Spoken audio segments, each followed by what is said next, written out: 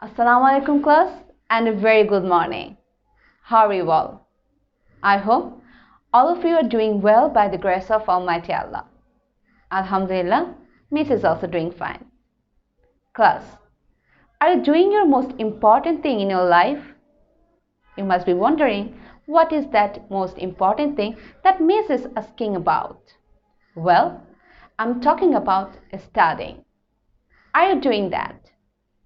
If yes, then excellent. Keep up the good work. Students, today in our class, we'll be learning something new and fun. But before starting our class, I want to introduce myself to you. I am your BGST teacher and I am Khaidusna Fariha from Sector 4 branch, Uttara Milestone School and College. With this introduction, let's start our class now. So students, welcome to my class. Today, our class number is 35. Hurry up, write down the CW number on your copy and also don't forget to write the date as well. Today we are going to start a new chapter, but what is that new chapter? We will know by the time, so keep doing the class to learn something new. Before starting the main discussion on the new chapter, I want to see what you have learned from the previous classes. You people already have finished chapter 11, which was some countries in Asia. I will now ask few questions on chapter 11. Are you ready? Okay. Now tell me, which country is our nearest country? Can you answer to this question? Yes, very good. India is the nearest country to Bangladesh, right? Okay. Now answer to the second question. What is the official name of China? Have you answered Zhanghua? No, right? Because it is the local name of China. So, what is the official name of China then? Yes, very good. Its official name is People's Republic of China and locally it is known as Zhanghua. Okay, now which country has the largest democracy? Do you know it? Very good. The answer is right. We know that India has the largest democracy. Now about the fourth number question. Can you answer to this question that how many islands Japan has? Yes, very good. Japan is such a country that consists of about 4,000 islands, both large and small. Okay, so the answer will be 4,000 islands. That includes large and small islands. Well, now the next question is also about Japan. Can you tell me what is the capital of Japan? This is an easy question, right? We all know it. The capital is Tokyo. Tokyo is the capital of Japan. Now, name some countries that have good relations with Bangladesh. Can you name some countries that have good relations with Bangladesh? Excellent. Countries like India, Malaysia, Japan, China. There are some few countries that have good relations with Bangladesh, right? Now, on the screen, you can see many people. Can you tell me who they represent?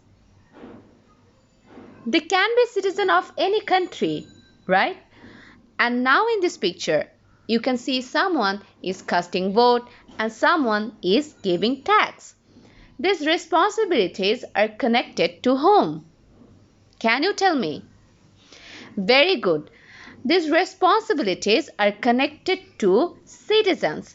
These are right and on the other hand at the same time duties and responsibilities of a citizen. As a citizen of a country, when we have some rights to enjoy by birth, on the other side, our right brings responsibilities on us as well. And when we are talking about right, responsibilities, and duties. Can you guess which chapter we are going to learn today? Very good. Today we are going to learn about chapter 5, that is Bangladesh and Citizen of Bangladesh. In our today's class, our agenda will be learning about lesson 1, lesson 2.1 and lesson 2.2. Under lesson 1, we are going to learn about characteristics of a good citizen, where in lesson 2.1, we are going to learn about barriers of becoming a good citizen in Bangladesh and the measures of removing those barriers to becoming a good citizen. We will be learning that in lesson 2.2. So, after knowing the agenda, without any further ado, let's know about the objectives that we are going to learn from our today's class. I'm pretty sure by the end of the class, all of you will have a clear idea about the topic, as well as you will be able to answer one-word questions regarding the topic that we are going to learn today. Along with this, the students will be able to answer any question related to it. Before knowing about the characteristics of a good citizen, we first know that what is citizen. If we want to say it simply, then citizen is a habitant of a country and citizenship is the status of a person recognized under the law of a country or belonging to thereof. In international law, it is membership to a sovereign country. And generally, a country's development depends largely on the qualification and skills of a citizen. A good citizen is why a resource for a country. If the citizen is good, that means a country's development will be good. But if the citizens of a country are not qualified, in that case, a country's future might be in danger. Anything but what will hamper national development and advancement, and also the failure of a state depends on the honesty, skill, conformation to roles and responsibilities of a citizen.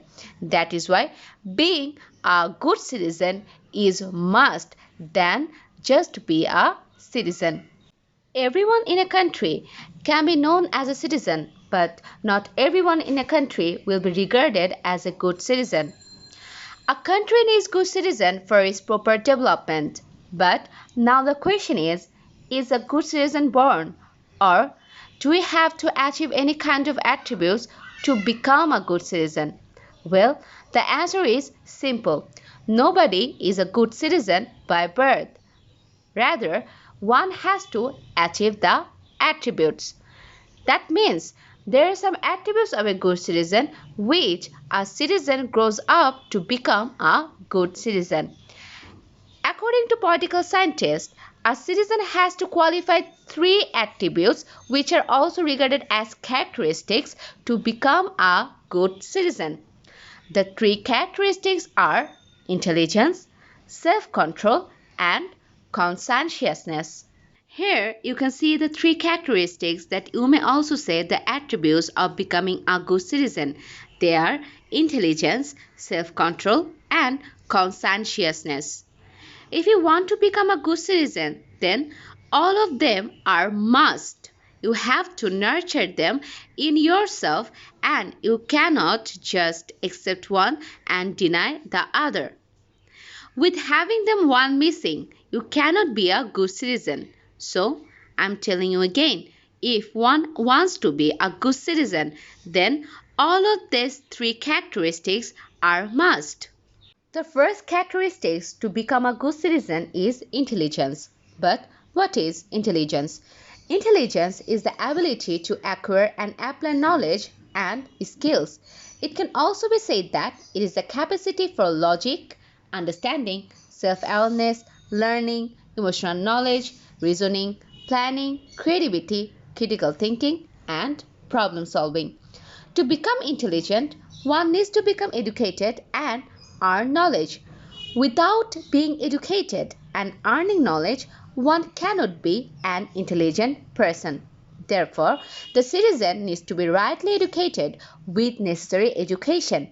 And for this reason, the family and the government have to come forward because an intelligent citizen can play its role in important activities of a country that a normal citizen cannot play, such as electing suitable representative, administer the country with skill, and contribute in the development and success of the country.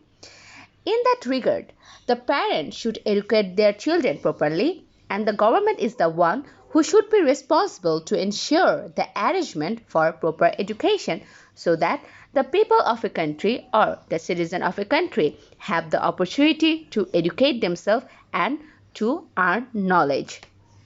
After intelligence, the second attribute one should have to become a good citizen is self-control. A good citizen must have self-control and develop these skills within oneself because emotions are the common things that may occur in any person, and for that reason a person may feel that their needs or desires are not being met. However, a person who lacks self-control may respond in a variety of ways, including with anger, physical violence, or dishonest activities such as corruption, nepotism, selfishness, partiality, etc. A person who lacks self-control may be an unstable person prone to fits of anger and unethical decisions. When a person is controlled, that means he is motivated to avoid any kind of unethical desires. That is why it is being said that self-control is an inspiration to obey the rules and work for the society instead of oneself. That is why a good citizen always abides by the rules and respect others and always keep the country's interest before anything else. Not only that, a good citizen who has self-control, he keeps himself abstains from any kind of injustice and partisanship and works for the betterment of the country, which helps the country to build a better state. That is why, after intelligence, to become a good citizen, self-control one should have must in oneself. The third attribute or characteristics to become a good citizen is conscientiousness. Conscientiousness means having the sense of good and bad and having the sense of duty. The citizens must have the conscience to discharge the duties and responsibilities of the state and for the welfare of the state. A conscientious citizen remains alive to his own responsibilities and duties, therefore he becomes eager to take any step for the development of the state. It is said that the right and the unjust depend on the judgment and conscience. For that reason, a citizen with intelligence and self-control has to realize the merit of anything before doing that. If it is wrong, he must avoid it, and if it is right, he must do it. Again, he has to employ his own conscience to get the correct decision when he is required to solve some social and national problem. For that reason, it is being called that conscience is the ever-awake spirit of a good citizen. Therefore, a good citizen will bear this attribute besides self-control and intelligence and will inspire others to bear it as well. Besides, the person who is a good citizen, he has all the three attributes, and that is why he is generally aware of his country and its administrative system. A good citizen has always the mentality to protest any injustice and he always abides by the law. Other than this, he will be confident and dedicated as well. For that reason, we need more good citizens rather than just citizens because good citizens will always put the country ahead of everything. We know that a tree cannot grow without proper fertilizer, soil, and care. So, if we want to become a good citizen, we need to have all the three attributes or characteristics that are intelligence, self-control, and conscientiousness. With having them one of them missing, we cannot be a good citizen. And for that reason, a country cannot run properly when its citizen doesn't have these qualities and are not qualified. So, the future citizen must attain all these qualities. Then only we can establish our favorite motherland as a developed and rich country in the world. Now, underline the sentence on your book as well. The sentence is, according to political scientists, a citizen has to qualify three attributes to become a good citizen. This sentence is a good sentence for your MCQ. A question may come like that, according to whom a citizen has to qualify three attributes to become a good citizen. The answer will be political scientist. In intelligence, underline the sentence to become intelligent, one needs to become educated and earn knowledge. The question may come like in the examination that how a person can become an intelligent person. The answer will be by becoming educated and earning knowledge. After that, underline the sentence that is, the government is responsible to ensure the arrangement for proper education. Here you have to be very careful with the answer because you might be confused in examination with family and government. But it is not the responsibility of family, but the government is responsible to ensure the arrangement for proper education. In self-control, you have to underline that this attribute keeps him away from dishonest activities. As example, corruption, nepotism, selfishness, partiality, etc. This line is important for your multiple choice questions in examination. So, please underline the following lines on your book as well.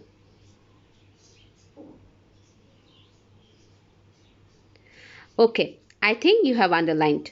So, let's move to the next topic. Now, underline the lines from conscientiousness. First is, the characteristics means the sense of good and bad and the sense of duty. Actually, this line defines conscientiousness. If in your examination it comes like that, what is the definition of conscientiousness? You have to write that conscientiousness is the sense of good and bad and the sense of duty. On the other side, also underline conscience is the ever awake spirit of a good citizen. If in your examination it comes like that, what is the ever awake spirit of a good citizen? It will be not the self-control nor the intelligence, but conscience is the ever awake spirit of a good citizen. After knowing about the attributes to become a good citizen, you might be thinking that becoming a good citizen is not that big deal. All you have to do is achieve the three characteristics that are intelligence, self-control, and conscientiousness, right? But in our country, becoming a good citizen is not that easy for the qualities of a good citizen because generally people in our country are influenced by family, society, as well as the state. Our society has different socio-economic and political problems. On the other hand, these problems often influence the growth of a good citizen as obstacles. In this lesson 2.1, we are going to learn about those barriers that are actually creating problems in the way of becoming a good citizen in our country. The first barrier of becoming a good citizen in Bangladesh is indifference. Indifference means lack of interest, concern, or sympathy. If we want to give the definition of indifference, then indifference means disinterestedness on the part of a populace. Generally, it is an effect of various reasons like illiteracy, lack of proper education, idleness, poverty, and negligence to the responsibility. Anyone can be indifferent to the responsibility of a country due to their negligence to the responsibility, due to their idleness as well. Like for the idleness in our country, many people don't go for giving the vote. This is the indifferent behavior regarding casting the vote. Indifference is commonly available in our citizens, as I've already given you the example. A citizen grows uninterested to participate in social and political activities of the state for the indifference in them. Even they do not abide by the duties and responsibilities of a citizen due to this barrier. Another barrier is self-interest. Self-interest is a great obstacle on the way to become a good citizen. Under its influence, an individual prefers his own interest to the interest of the country. It easily leads the citizen to become involved in corruption, nepotism, and partiality, because a self-interested person has lack of control over their self. And that is the reason why they put personal and party consideration as a qualification when casting their votes. And they appoint their own relatives in job avoiding the qualified candidates, which is known as nepotism. They also involve in financial irregularities beside nepotism. All these are barriers in becoming good citizen that certainly harm the interest of the nation. The next barrier is partisanship. But before knowing about the partisanship, let's know who is a partisan person. A partisan is a committed member of a political party. In multi-party systems, this term is used for persons who strongly support their party's policies and are reluctant to compromise with political opponent in respect to good and bad sides of one's party. Partisanship might be described as loyalty to the interest of one's political party over the common good. But partisanship, when becomes a negative partisanship, it hampers the democracy. Because a partisanship, when it is negative, that means it is the biasness over one's political party. Negative partisanship is the idea that people choose a party not necessarily based on the party's platform or even the candidate. They do so out of animosity or dislike or disdain toward the opposing party. As a result, partisan attitude forces him to criticize the good deeds of opponents and forsake them. In most cases, this kind of attitude creates problem in becoming a good citizen. We all know that democracy cannot do or run without political parties. But if a political parties have this kind of member who have negative traits like partisanship, then it may hamper the main aim of democracy, and democratic system generally affects by this kind of behavior of the political members at a great extent. That is why, if we want to become a good citizen, we should have abstained from partisanship, because this attitude is an obstacle in becoming a good citizen. The next barrier to become a good citizen is ignorance and illiteracy. Illiteracy means a person may be able to read and write simple words but cannot apply these skills to tasks. The effects of illiteracy are very similar in developing and developed countries. Illiteracy generally traps people in a cycle of poverty with limited opportunities for employment or income generation. Besides, it creates higher chances of poor health, turning to crime and dependence on social welfare. On the other hand, ignorant and illiterate people do not know as well as do not understand many things. Unfortunately, in our country, about 1/3 of our population is illiterate. Again, most of the literate people, they have very minimum amount of education. As a result, they fail to take proper decision whenever that is necessary. That means they are lacking in intelligence. For that reason, they cannot fulfill the demands of the state over them. Therefore, if we are interested to grow a good citizen in Bangladesh, we must make them educated with proper education at first. Next to ignorance and illiteracy, we have religious fanaticism as a barrier to become a good citizen. Before knowing about the religious fanaticism, we must know the difference between religious fundamentalism and religious fanaticism. One could be a fundamentalist in any given religion and believe in the literal truth of their religion. Fanatics, on the other hand, are an extremist subset of fundamentalists who see only their own point of view. They seek to force their ideology on others through intimidation and are more than happy to break the law and commit religious blasphemy, including murder in the name of their God. For that reason, the growth of good citizenship is obstructed often by fanaticism.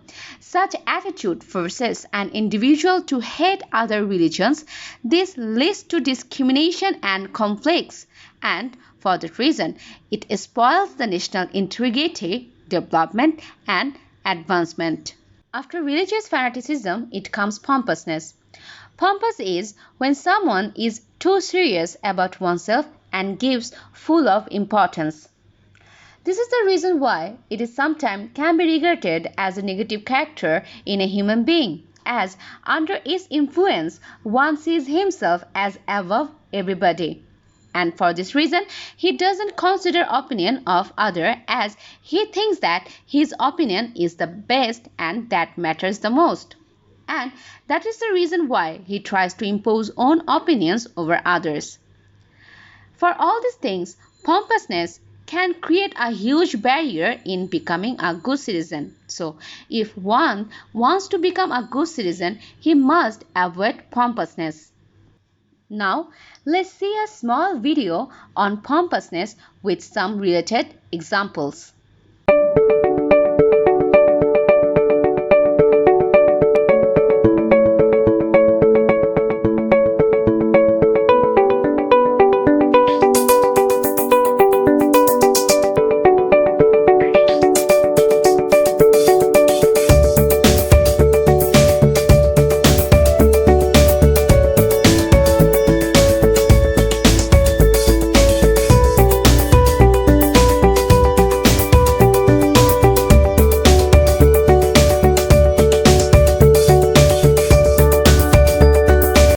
Under the influence of sectarianism, unease and conflict may arise among different sects in a country. This occurs in a multi-religious country where one portion of the populace may become violent for certain reasons. This spoils the religious harmony among people and gives birth to sectarian attitude, which is certainly bad for a country's development. As a reason, all should grow a kind heart in order to become a good citizen, and it will thus help a country to develop better. Economic disadvantage is another reason to become a good citizen.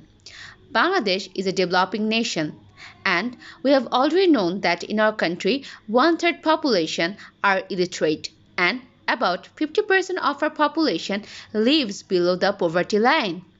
Due to poverty, about one-third population in our country cannot read or write. That makes that population is directly connected with illiteracy.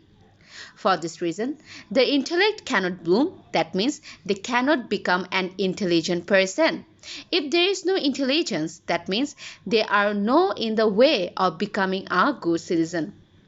Their conscience also is not that effective for our reason. And it is a huge barrier to becoming a good citizen like that.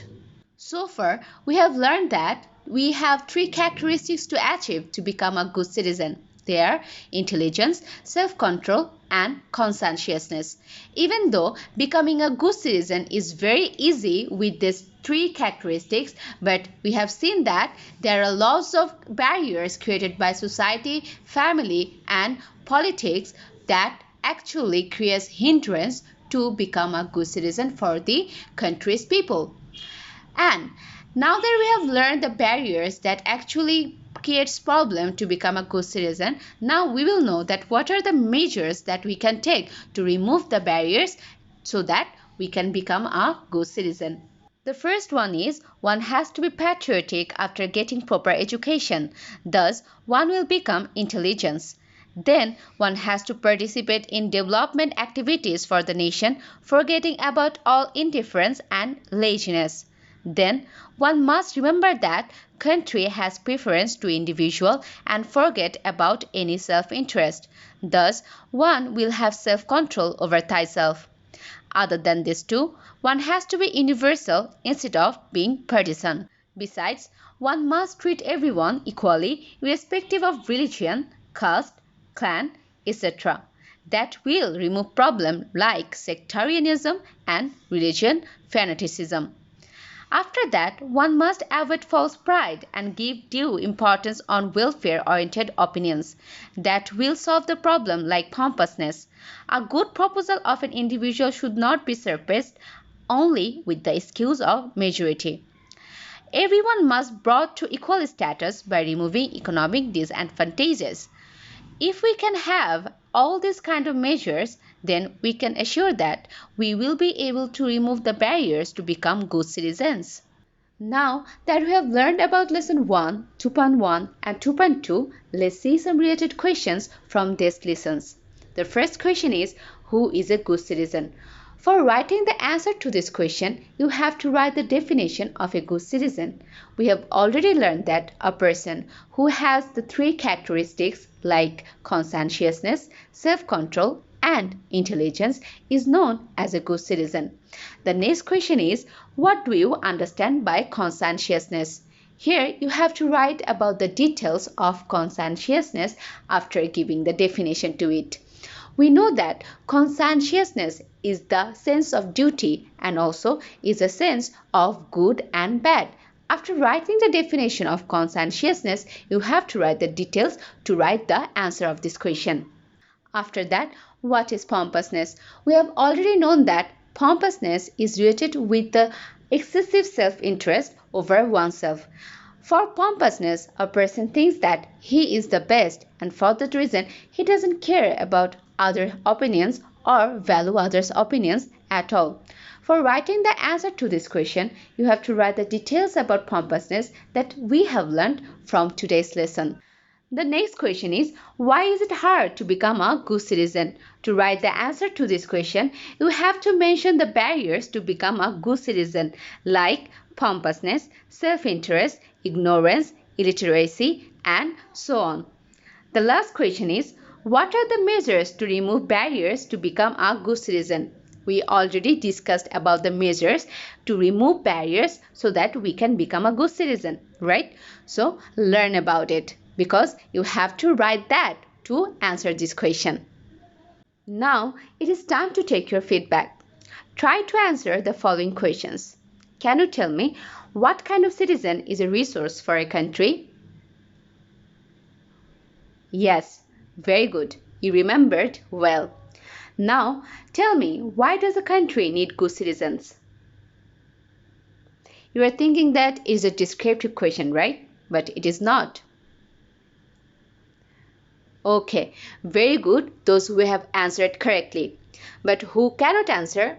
Have patience. Miss will give you the answer. Now try to answer the third question. How many attributes are there for being a good citizen? You all should have answered this question, right? Okay, very good. Correct answer. Now tell me, how can one become an intelligent person? Excellent. You have given again the correct answer. And the last feedback question from today is, who is responsible to ensure the arrangement for proper education? Yes, correct. You have remembered correctly. Now, those who could answer the questions correctly, very good. But those couldn't, don't worry. Here you have all the questions to today's feedback. So, see them and learn them. Here you can see your today's homework. For your homework, you have to learn the RQs that I have given you today. So students, that's all for today's class. I hope all of you have understood what we have learned in your today's class.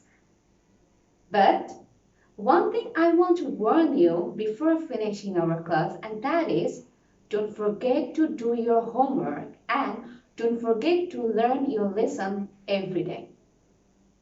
With this, I'm ending the class. Thank you for staying with me.